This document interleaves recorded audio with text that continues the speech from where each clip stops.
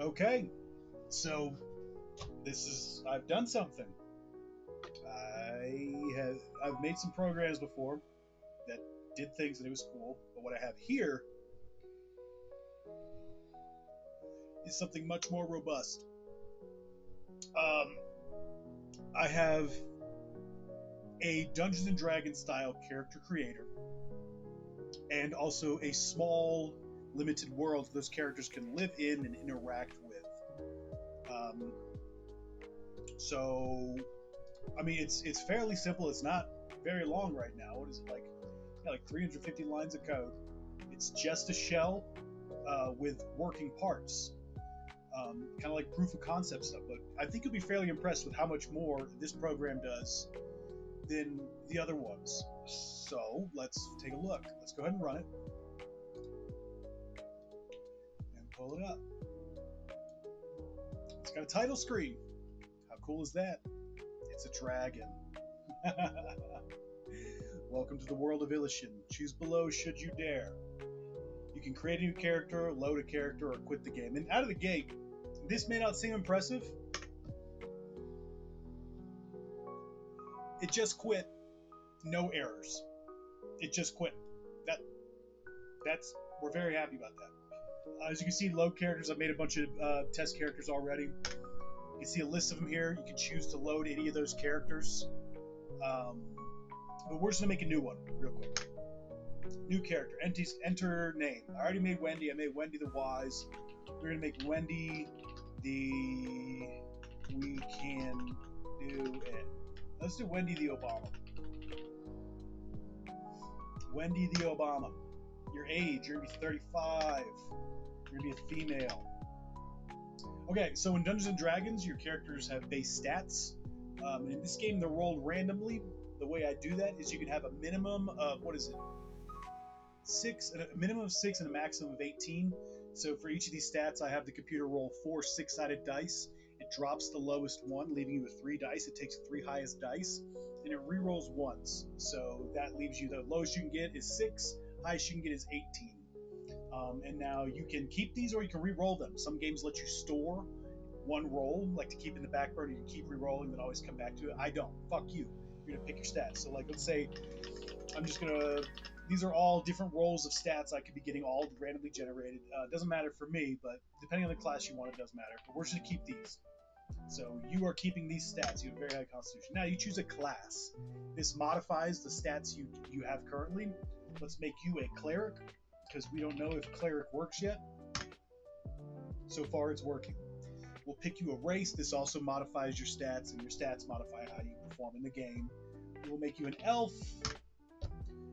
Okay, cool. Your character's in the game. As you can see, character created. Wendy the Obama, a 35-year-old female elf cleric. And your stats have been modified.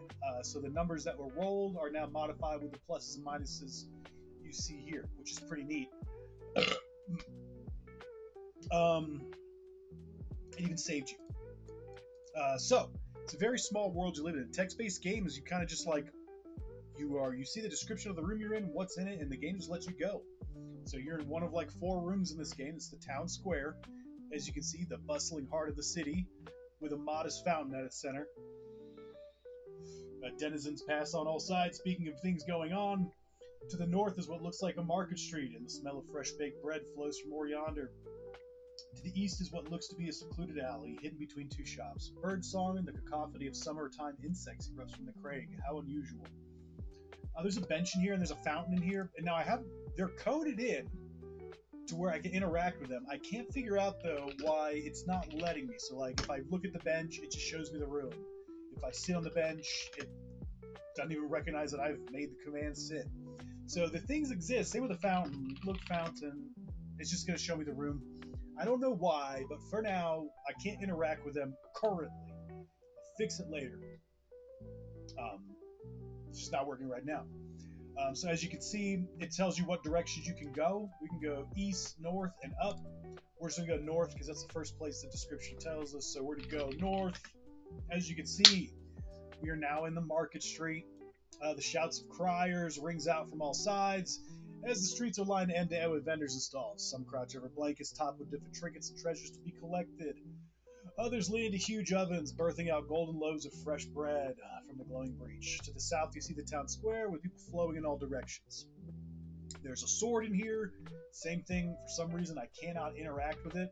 I'll figure it out later. The only way we can go is south, because there's only a few rooms, so we're going to go back south. In this room, we can also go east. Let's go east. And that brings us to a whispering forest. Stepping away from the square and into the shadows, your world is transformed before your eyes. Where the sunlight breaks, green moss replaces dirt. All around you, verdant vines wind their way off the soft ground, and around tree trunks that are bursting right out of the walls of one shop and into the other. You no longer hear the noise of the city. It has all been replaced by the echoes of a thick forest. Is this magic? How can this be? There's nothing in here. All we can do is go back west. We can also go up. This is where I test stuff. Up. Oh, you went up.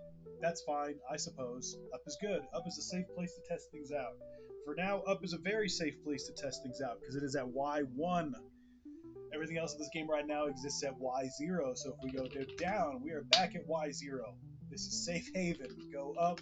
This is Y1. So everything I test is going to be at Y1 or above, so there's at least a dimension that's untouched. Sort of, if that makes any sense. This is where I test shit out. Obviously, I'm not doing a very good job because I still can't. Not open down. Go down. Because I still can't sit on the bench. Sucks. But so that's the world, and there's some cool commands you can do inside. So, for example, I can bring up my score. I have an actual score screen. There's an actual leaderboard. As for now, it's just got your base stats and stuff. In the future, it'll show your current modifiers, your pluses and minuses on these.